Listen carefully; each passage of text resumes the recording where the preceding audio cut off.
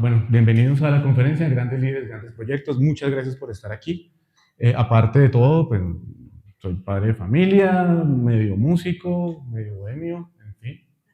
Entonces, actualmente me dedico a ser Project Manager en Astra, una compañía tailandesa. Presto servicios para la NFL, la National Football League de Estados Unidos. Y más allá de los títulos y de la presentación, quiero ahorita contarles una historia para que sepan más o menos quién les está hablando.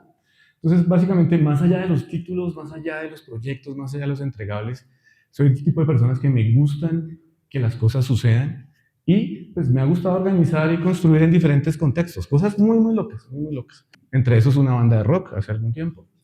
Y no me busquen en YouTube porque qué vergüenza. No, porque me encuentran, en serio, en serio, en serio. ¿En qué quedamos con lo de la aguardiente para todos? No, no se pudo. Bueno, listo, ya ahí. Y soy diseñador industrial de formación. Bueno, la historia para que me conozcan un poco más o menos con quién están hablando, tiene que ver con las iniciativas que hacen que nosotros los hombres nos movamos. Y la historia que tiene que ver es cuando era estudiante, teníamos presupuestos de estudiante con mis amigos, pero claramente queríamos conocer niñas, queríamos interactuar con mujeres, queríamos sacar teléfonos, queríamos hacer todo eso, pues lo que hace cualquiera. Pero no teníamos el presupuesto, pero teníamos un equipo, ¿cierto? Este era el equipo. Entonces decimos, ok, vamos a conseguir ciertas cosas. Entonces vamos a conseguirnos, ¿qué? Es un salón comunal. Listo, entonces vaya, Carlos Andrés, consiga el salón comunal. Bueno, ¿qué más necesitamos? Necesitamos las luces. Y las luces y la música. Entonces vaya, Rafael, tráigase las luces, consígase las luces del sonido.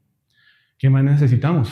Necesitamos a alguien que tenga la fortaleza y la capacidad de ir a golpear puerta por puerta para pedirle permiso a los papás de que dejaran ir a las niñas a la fiesta, que era obviamente el objetivo. Y teníamos que conseguir las sillas para el salón comunal. Y pues esa era la labor que me tocaba a mí, porque supuestamente yo era medio el decente del grupo y poder ir a hablar con el cura del barrio para que me prestara las sillas de la iglesia y poder llevar las sillas al salón comunal. Entonces, si yo era el decente, pues imagínense cómo eran los otros. Todavía son. Y digamos que en esas iniciativas que teníamos, era muy interesante porque me empecé a dar cuenta que me gustaba el proceso. Yo tenía, no sé, 18 años, o 17 o 20. Me gustaba el proceso, me gustaba organizar, me gustaba interactuar, me gustaba tratar de articular ciertas cosas, me gustaba construir cosas. Y después, cuando terminábamos la reunión, terminábamos la fiesta, la gente quedaba contenta, la gente quedaba diciendo, oiga, buenísimo, Juancho, ¿cómo lo ayudo para la próxima? ¿Qué hago? Entonces empecé a darme cuenta que el resultado de lo que hacíamos, siendo muy, muy joven, le gustaba a la gente, le gustaba a la ciudadanía, por llamarlo de alguna forma. Ayer en el panel había algo que decía el profe Ricardo, y decía, tenemos que pensar por qué y para qué hacemos las iniciativas. Y el para qué era para darle un beneficio a la ciudadanía. Seguro que los 50 o 40 ciudadanos que iban salían bien contentos y le dábamos mucho, le dábamos muy buen beneficio a ellos y la gente quedaba contenta. Y la gente me decía, ¿a qué le ayudo? ¿Qué puedo hacer? Entonces me sentía muy bien en ese contexto y pues desde que era adolescente me ha encantado construir cosas.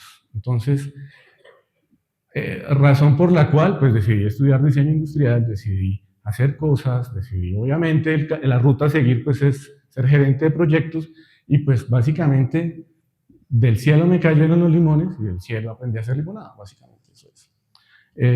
Bueno, estos eran mis amigos, todavía somos amigos el día de hoy.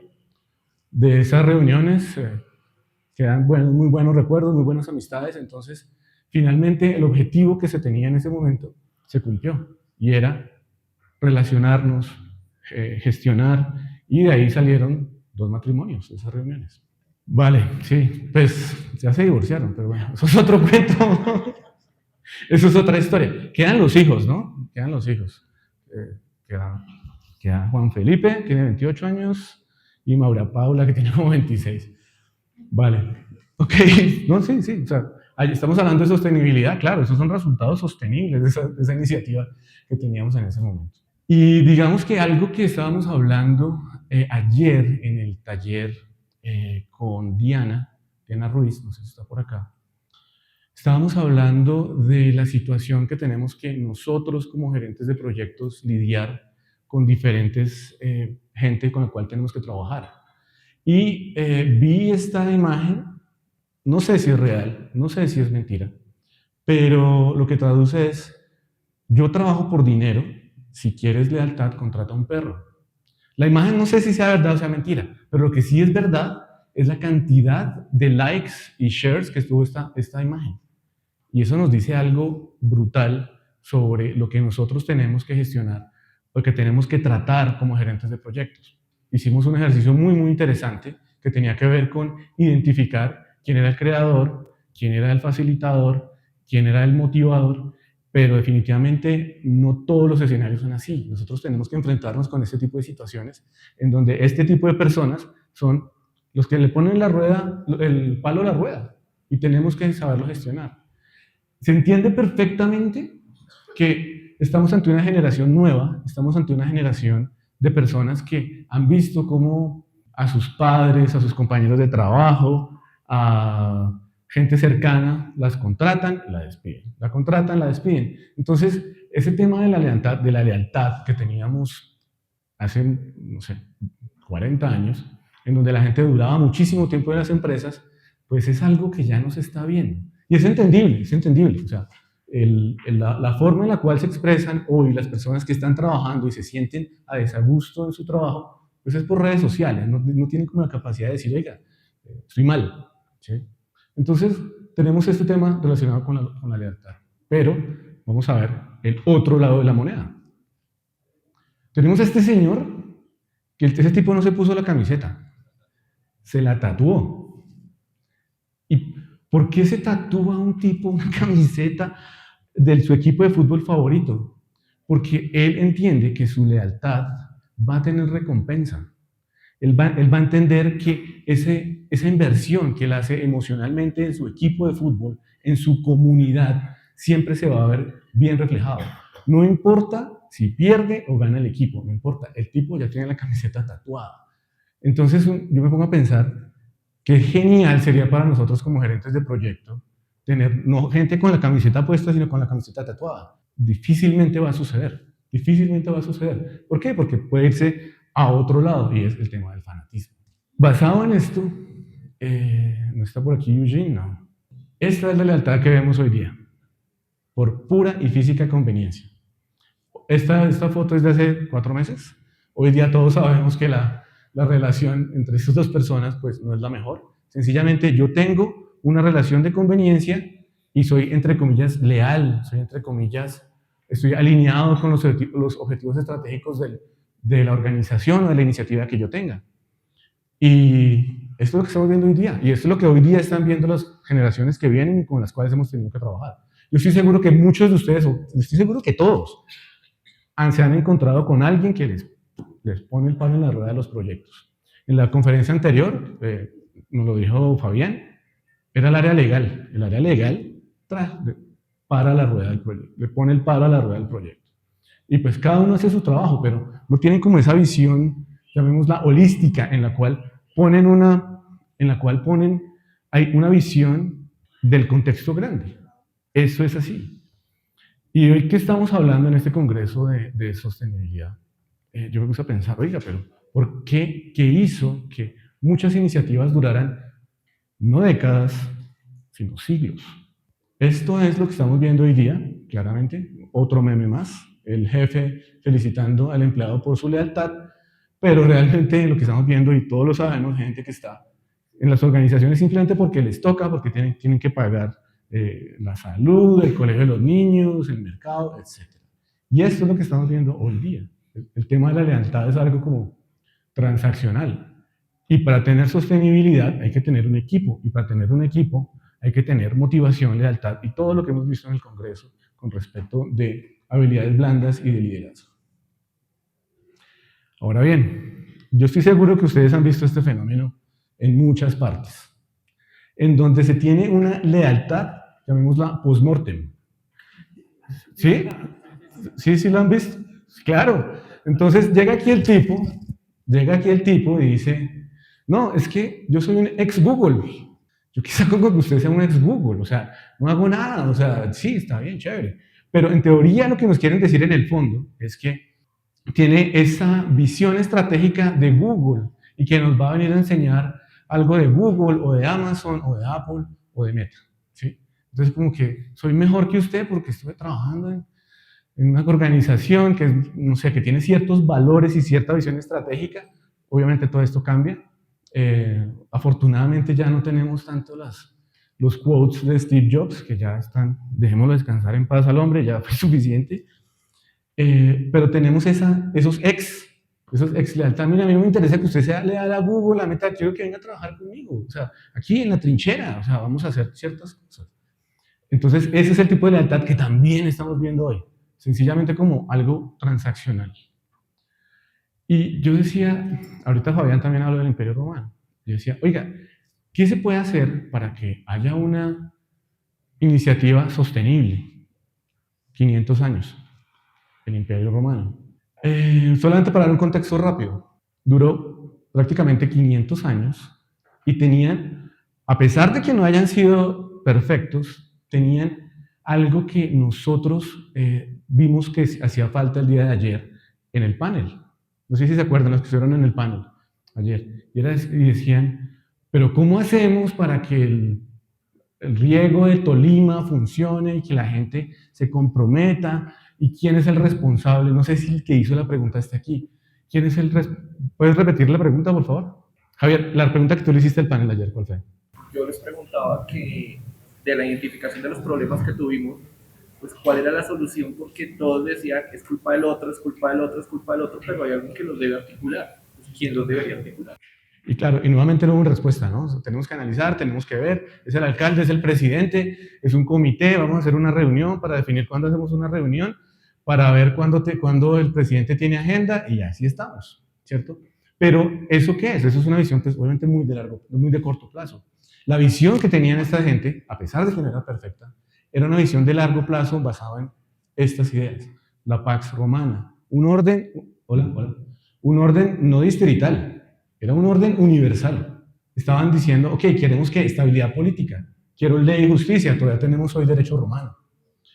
Queremos tener control territorial, queremos tener un propósito administrativo y una proyección cultural.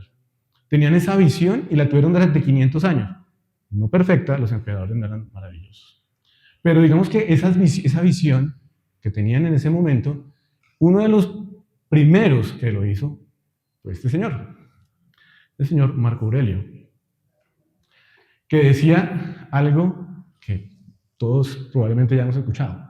Lo que no es bueno para la colmena no es bueno para la abeja. El señor tuvo que lidiar con una epidemia, tuvo que mantener su imperio y dejar una marca y dejar como la huella de esa lealtad más allá de que él estuviera vivo o muerto. Una idea de sociedad más grande que ellos mismos. Es una idea de sociedad que perdura incluso hoy día. Hoy día ustedes pueden leer el libro Las Meditaciones de Marco Aurelio, 100% recomendado. El tipo jamás tuvo la intención de publicarlo, pero hoy tenemos la enorme fortuna de escuchar a este señor hablarnos al oído. Este señor tuvo que tener muchas habilidades. La primera habilidad que tuvo que tener fue tener una habilidad estratégica. ¿Por qué? Porque tenía que mantener un imperio absolutamente organizado, articulado, con una visión, con crecimiento, con una responsabilidad. Este es el tipo que necesitamos nosotros aquí en Colombia. ¿Sí? Esa es la respuesta a tu pregunta. O sea, vamos a nombrar un emperador, o sea, que se pongan los calzones y que diga, bueno, vamos a hacer esto y que no le esté pateando el balón a otra persona. ¿Sí? Necesitamos a alguien que inspire a muchas personas, a pesar de que tengan diferentes culturas, religiones, idiomas. Obviamente aquí ninguno de nosotros va a ser emperador, somos gerentes de proyectos, pues no somos ni pues los que somos casados no somos ni emperadores en la casa, porque allá hay una emperatriz que es la que manda. Las que son emperatrices aquí, pues ya saben cuál es el poder que tienen. Aparte de esa visión estratégica, él tenía que tener ciertas habilidades técnicas. ¿Por qué? Porque tenía que manejar un ejército, tenía que crear vías, carreteras, llevarle comida a una cantidad de gente brutal. Tenía que tener esas habilidades técnicas y habilidades de conocimiento. Y otra habilidad que tenía que tener, obviamente, era la capacidad de comunicación, la capacidad de liderazgo. ¿A qué les suena eso?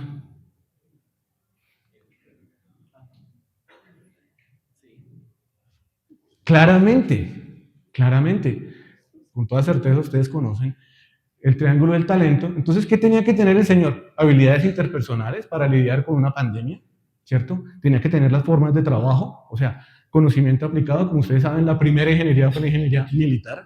¿Para qué? Para llevar cosas.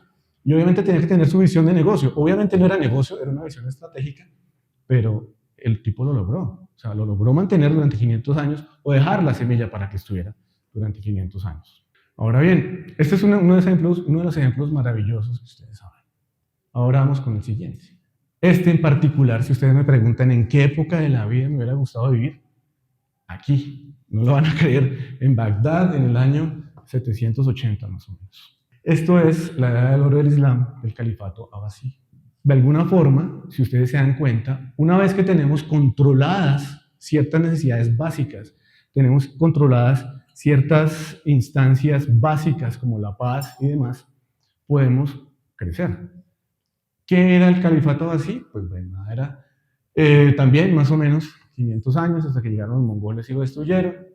Tenían una idea grande de tenemos que generar conocimiento. No importa dónde venga, generemos conocimiento. Promovían la innovación científica a unos niveles que hoy día todavía tenemos que darle las gracias. Tenían algo que se llamaba la Casa del Saber, la Casa de la Sabiduría de Bagdad. Nada diferente a lo que estamos haciendo aquí durante estos 2 días, compartiendo conocimiento, debatiendo ideas, en un ambiente seguro y tranquilo. Estaban súper enfocados en el tema del desarrollo urbano y cultural. Obviamente tenían que gestionar para poder hacer rutas de comercio internacional. Y una de las cosas que a mí más interesantes me parecían es que tenían una diversidad étnica, religiosa y de lenguaje. O sea, cualquiera que tuviera algo que aportar era bienvenido. No importaba si era hombre, si era mujer, si era musulmán, si era cristiano, lo que fuera, no importaba. ¿Sí? Era súper importante. ¿Y quién fue la persona que promovió esto en primera instancia? Este señor. Se llama Harun al-Rashid. Para los que han leído Las Mil y Una Noches, hay muchos cuentos de este señor. Ahí en Las Mil y Una Noches hacen referencia de él, en donde cuentan cómo se relacionaba con la gente que tenía a su servicio, cómo tenía que promover, digamos que nuevamente, habilidades de comunicación, habilidades de liderazgo. Obviamente estaba basado ya en una situación, llamémosla militar y sociocultural estable, más o menos. También tenía que manejar ciertos ejércitos para cubrir las fronteras, pero lo más relevante de él, obviamente, esas 3 características que a mi gusto, a mi parecer, también estaban en Marco Aurelio, pues también las tenía. Lo más interesante de esto, y voy a citar a Taibo, que no está aquí, algo que nos decía ayer, era que normalmente las personas cuando ya tienen su cabeza llena de algún concepto, ya lo dan por hecho. Entonces, claramente, para nosotros ya damos por hecho que nuestro celular funciona, que la luz se va a encender, ya está muy fácil. Y no nos va a trasnochar, como nos preguntaba él, si va a haber mañana electricidad o no, porque alguien lo va a solucionar. Aquí hay 2 imágenes bien interesantes. La primera que me gusta muchísimo, que es este reloj de agua, que se llama una clepsidra.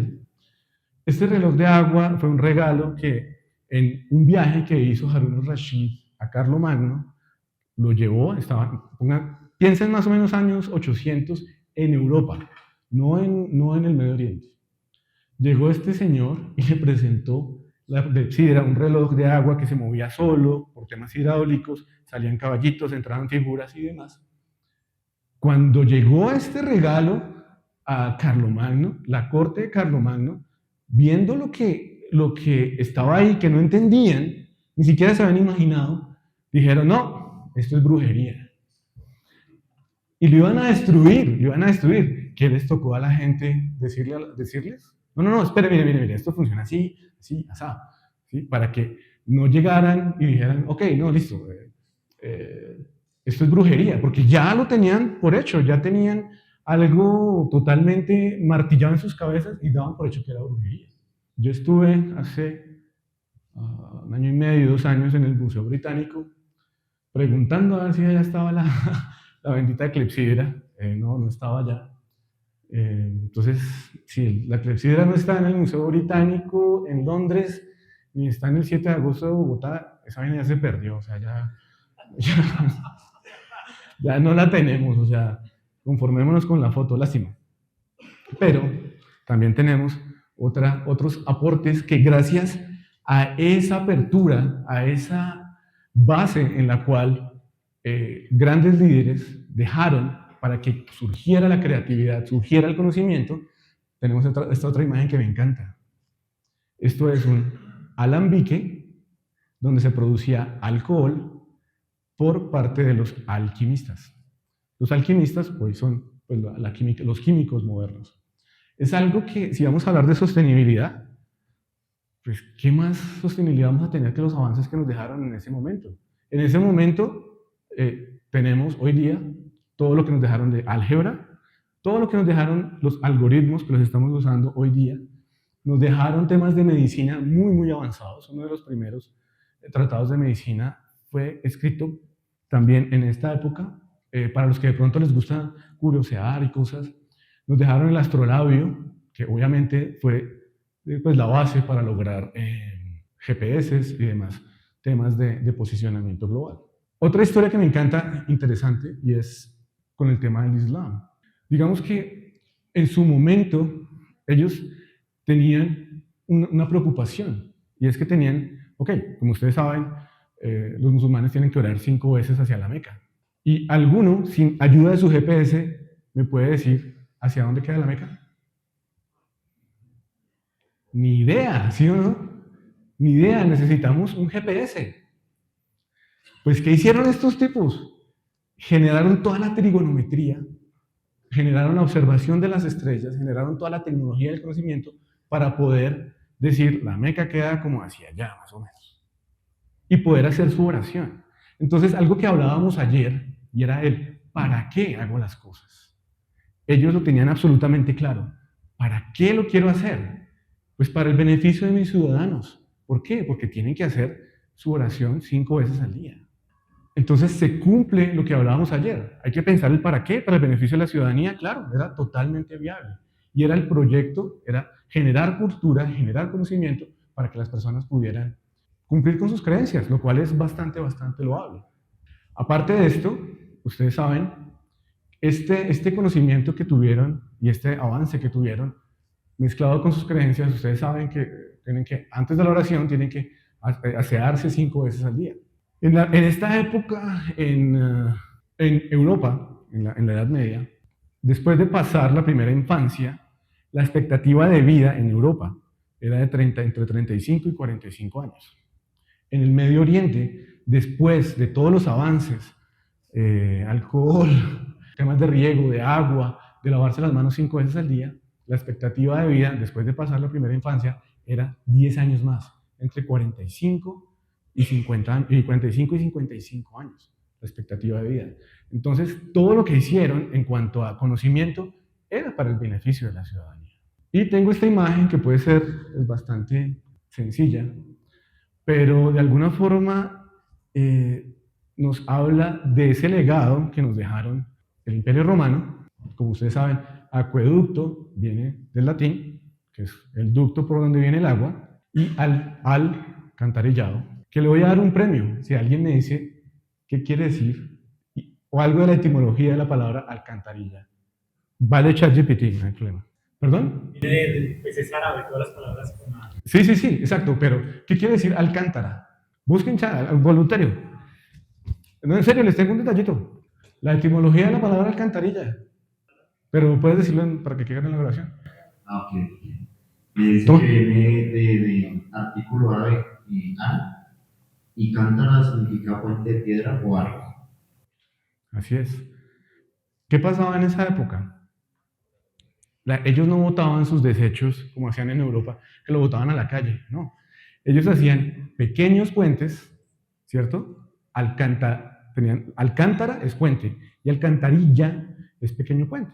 Ellos hacían pequeños puentes, pequeñas construcciones para que por ahí fueran los desechos. Entonces, si ustedes se fijan, yo no sé si esto caiga dentro del tema de sostenibilidad, acueducto, Imperio Romano, alcantarillado, Edad de Oro del Islam. Es algo que lo tenemos aquí, o sea, cada vez que vamos al baño le hacemos un pequeño homenaje a estos tipos. En serio. No voy a decir que levanten la mano, pero a los que nos ha pasado, que no funciona, cuando estamos en una visita, en un baño que no es el nuestro, y no funciona la taza del baño, eso es un problema. Entonces tenemos que darle gracias a la gente del agua, a ellos que hicieron fácil que el acueducto y el alcantarillado funcionaran. Realmente es algo importante que tengo que agradecer. Ahora bien, si ustedes se fijan, todo esto tiene que ver con una motivación más grande que ellos mismos. O sea, lo que tuvo que Marco Aurelio, Harun al-Rashid, todos los investigadores, no lo hacían porque le iban a pagar dinero. Hay una historia en la cual dicen que en la Edad de Oro del Islam, alguien que llevara un libro en cualquier idioma que no hubiera sido traducido al árabe, recibía el mismo peso en oro del libro para que fuera traducido al árabe. Hay muchos libros que están traducidos en el árabe y afortunadamente se conservan en árabe. Entonces, bueno, algunas personas puede que sí hayan llevado el libro y hayan ayudado a traducir cosas por temas de dinero, pero realmente la motivación era mucho más grande. La motivación de la gente en el Imperio Romano era construir una sociedad. La motivación en la Edad de Oro del Islam era construir una comunidad, ayudar a los demás. Esa era la motivación. Pero hoy día, ¿qué estamos viendo? ¿Y qué podemos aprender de eso? Que no simplemente una empresa que tenga el Great Place to Work va a funcionar, sea un Great Place to Work, porque la motivación que hay no es la suficiente, no hay la motivación, no hay la entrega suficiente como para poder dar algo más allá, para tatuarse. Es que la gente ni siquiera se pone la camiseta, o sea, eso ya no pasa. Nadie que va a llegar a la empresa a decir, ay, aquí hay Great Place to Work, ya mágicamente va a suceder. No. ¿Qué es lo que pasa? Y creo que a todos nos ha pasado. Hemos tenido circunstancias en las cuales nosotros como gerentes de proyectos somos la empresa. Tenemos gente bajo nuestro mando, por llamarlo de alguna forma, que tenemos que saber manejar muy bien, porque nosotros somos la empresa, nosotros somos el Great Place to Work de ellos. Hay muchísimos posts, muchísimos memes que dicen, no hay mayor bendición que tener un buen jefe, o yo no sé, un buen gerente de proyectos, no sé, pero esa responsabilidad que tenemos nosotros como gerentes de proyectos de hacer que esa estrategia que tiene la organización, que esa visión que tiene la organización llegue y de alguna forma motive a las personas. Que no simplemente trabajen por dinero, que no simplemente trabajen porque tienen que cumplir. No, está en nosotros, está en nosotros. Creo que todos somos mandos medios. Somos mandos medios que tenemos que decirle a la gente, oye, tenemos que tomar microdecisiones, como veíamos en el taller ayer de cómo comunicar, cómo liderar, cómo motivar. Ahí está la responsabilidad que nosotros tenemos. O sea, es bien, bien importante. Y ese es algo muy clave que tenemos. No sé si alguien sabe qué es esto. Estaba en las puertas de los campos de concentración. Exactamente. Esto es un mensaje que estaba en los campos de concentración. Y yo no sé si tienen el cinismo tan grande estos tipos que vienen y ponen ahí en alemán, el trabajo libera. Llegan engañadas las personas a trabajar, a decir, sí, aquí es tu great place to work. Y nada, mentiras. Eso no es así. Eso no es así. Y esto, si ustedes lo ven de fondo, tiene que ver con una visión que alguien tuvo, una visión estratégica, tuvo una visión técnica, tenemos que saberlo, sí o sí, a nivel técnico, la persona a la cual me estoy refiriendo tuvo la mejor tecnología del mundo en su momento, tuvo la capacidad de convencer a través de propaganda a muchas personas de que hicieran cosas que no debían hacer. Entonces, fíjense que ya sea para cosas que sirven para el progreso, ya sea que sea para cosas que ayudan a la comunidad, tenemos exactamente el mismo poder que tuvo este señor. Tenemos la capacidad de convencer a los demás de que actúen de cierta forma, con un propósito loable o no tan loable. Vean, créanme que toda esa gente que está ahí haciendo así, estaban absolutamente convencidos de que lo que estaban haciendo estaba bien. Créanlo, en serio, nosotros tenemos esa capacidad. Y fíjense lo que, nuevamente, qué pena tomar el tema del taller de ayer. Esas microdecisiones que nosotros tomamos día a día, esa motivación que nosotros podemos transmitir, esa iniciativa que nosotros podemos transmitir, tiene muchísimo efecto en los demás. Créanme, nosotros los gerentes de proyectos somos la empresa. Somos la empresa para un grupo de personas.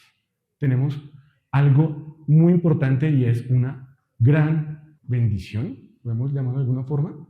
Alguien lo puede llamar bendición, pero si nos referimos al abuelo de Peter Parker, el abuelo de Spider-Man, creo que todos han visto esto. Este es el apuntador. Con gran poder viene una. Muchas gracias.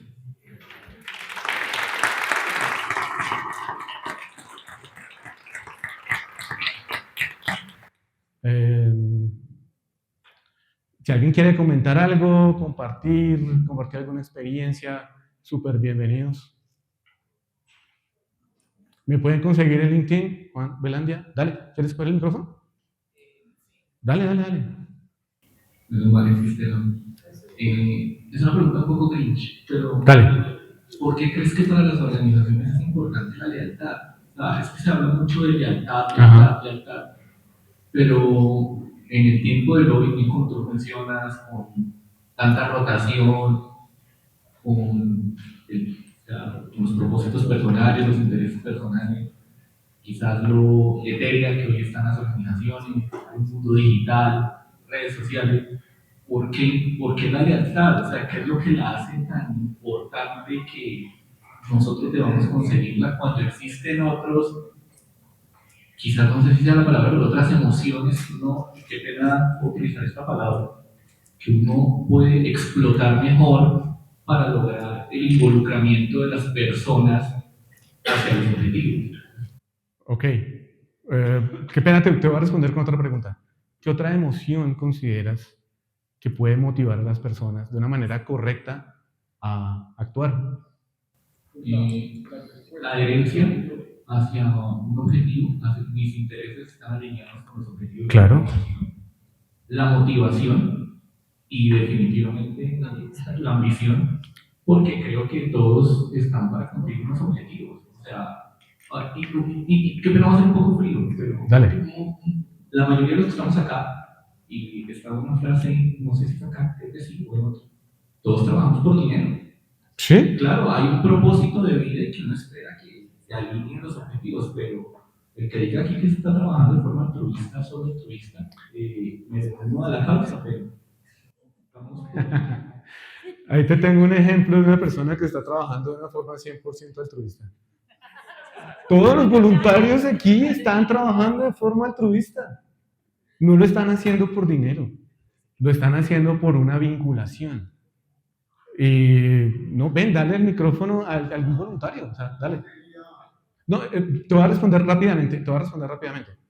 Trabajar por dinero es apenas lógico, vemos una sociedad capitalista, está bien, tal. Pero si tú encuentras el lugar en donde tú puedes sentir que el dinero no es el objetivo, sino es el resultado, genial, es una maravillosa bendición. No todo el mundo la tiene, ¿sí? No todo el mundo la tiene. Ayer en el almuerzo hablábamos con Diana Ruiz. Digamos que yo tuve la bendición de descubrir que en mi vida me gusta hacer cosas. Por eso hice la introducción, me gusta hacer cosas, fiestas, reuniones, matrimonios, lo que sea, me gusta. Entonces, construir y el proceso de construir el resultado, genial. O sea, digamos que desde temprano entendí cuál era pues, mi motivación en la vida. No muy clara, porque todo cambia, pero yo diría que si uno encuentra el lugar donde trabajar y aparte de eso no le pagan, hermano, es maravilloso. ¿Sí? Y si aparte de eso uno tiene un buen equipo de trabajo como los voluntarios, los maravillosos voluntarios del PMI que están aquí por pura física motivación, porque esa vinculación trae resultados a nivel personal, es buenísimo. Y te voy a recomendar una lectura del señor Simon Sinek. No sé si lo has visto. hay que empezar, starting with why, empezar por el por qué. El tipo ahí dice algo como que alguien que invierte dinero espera resultados en dinero. Alguien que invierte emocionalmente espera colaborar. Y o sea, aquí estamos en la casa de la colaboración total con los voluntarios del capítulo, ¿verdad? Ahora más tarde le damos un abrazo, un aplauso a los voluntarios. Dale. Quería atreverme a responder la inquietud que tiene relacionada con la lealtad. Lo más importante de la lealtad es uno leal, ser uno leal por uno mismo. Porque si uno es leal por uno mismo, no puede transmitir lealtad a los demás. Y dos frases que me gustaron mucho. Tenemos la capacidad de convencer para bien o para mal. Claro. Si yo no soy leal conmigo, estoy convencido para nada. Y la otra, nuestras decisiones tienen efecto en los demás. Eso es para un líder de proyectos, eso es fundamental. Tenemos que convencernos de eso, de ser transparentes, de ser limpios, de ser éticos, sobre todo de ser leales. Totalmente de acuerdo. Digamos que para complementar un poco, las decisiones y las microdecisiones es la forma en la cual yo me voy a dirigir a alguien, la forma en la cual yo voy a pedir algo, la forma en la cual yo voy a transmitir el objetivo de la iniciativa, el objetivo del proyecto. Porque realmente, sí, estamos en un mundo absolutamente transaccional, sí, ¿cierto? Y nosotros tenemos la posibilidad de no ser el emperador que va a cambiar todo, pero sí tenemos la posibilidad de hacer ese pequeño cambio, hacer esa pequeña mejora para que sea minimum great place to work, o sea, como el mínimo viable, por lo menos. ¿Sí? Nosotros tenemos que de alguna forma recibir el alto voltaje de las necesidades estratégicas, de la facturación, de absolutamente todo, recibir ese voltaje, transformarlo y volverlo en una corriente que los demás puedan entender. No tenemos que simplemente coger y botar el palo. Que la gerencia quiere resultados. No. Hey, muchachos, vamos a hacer X y Y. Necesitamos filtrar y entregar. Ese sería como el mensaje. ¿Y por qué está el señor Winston Churchill aquí? Porque él fue más o menos el que hizo que esta frase, con gran poder, viene gran responsabilidad, él lo dijo más o menos parecido. A este sí le tocó un proyecto bien grave. Este sí le tocó bailar con la peor de todas. Este sí, o el peor de todos. Lo logró. Le tocó en las malas, pero lo logró. Y de ahí, de lo que hizo Winston Churchill, sacamos esto. Con gran poder viene gran responsabilidad. Seguro. Dale. El micrófono, por favor. Juan Carlos, Hola. cuando yo leí el título de tu conferencia, me puse a pensar en lo que tú dijiste al inicio, que te gustan mucho los datos históricos y saber para aplicarlo en los proyectos. Y yo pensaba cómo las experiencias que nosotros llamamos lecciones aprendidas de los proyectos, ¿cómo hacemos para que eso realmente se ponga en el hoy? O sea, tú traías muchas cosas de reflexión y yo todavía me sigo haciendo la misma pregunta. No sé si tengas algo de eso pensado en lo que expusiste. Pues yo creo que ya nosotros estamos perdidos. Digamos que no sé si ustedes han visto a Freddy, el tipo de Platzi. El tipo decía, ya tenemos una generación perdida. Y de alguna forma es feo, pero tiene cierto antecedente y cierta realidad. Para responder a tu pregunta, ¿cómo hacer? Pues digamos que existen mecanismos para que nosotros entendamos el uno a uno de nuestros equipos. Existen mecanismos como la técnica DISC para poder entender cuáles son las motivaciones individuales de cada uno, cuáles son las expectativas y los deseos de cada uno de los integrantes del equipo. Yo sé que no es algo fácil de hacer, es algo, pues, para una persona que no tiene un equipo de 50 personas, pues va a ser loquísimo, pero yo creo que hay que arrancar con algo, con un primer paso, y es decir, ok, voy a tratar de entender qué es lo que está motivando a una persona a trabajar, a venir, a pararse aquí todos los días. Si efectivamente es el dinero, puede pasar, pues está bien. Pero yo quisiera compartir una experiencia que tuve en un proyecto de ciberseguridad que se llamaba Behavioral Analytics. Y ese proyecto era muy interesante porque entendía o trataba de entender cómo los comportamientos de los usuarios, de lo que hacían en el computador, podían afectar y poner en riesgo a la organización. Esto era con unas técnicas avanzadas de Machine Learning y tal. Entonces, claro, la vida de las personas afecta a su trabajo. Y eso lo aprendí ahí, con el Behavioral Analytics. Es como analítica del comportamiento. Y lo hacía con cosas loquísimas. Pero claramente la plataforma mostraba cómo la vida personal afectaba a la laboral. Entonces, por ejemplo, cuando alguien se divorciaba, salía un pico así. Está cambiando. Nosotros como gerentes de proyecto tenemos que tener ciertas herramientas para poder detectar esos cambios, poder tener esas lecciones aprendidas, poder aplicarlas y entender a las personas. Porque finalmente lo que quería responder, las organizaciones, ¿quiénes son las organizaciones? Pues personas. Nuestros jefes son personas. Las organizaciones son personas y cambian de un día para otro. Señores, muchas gracias.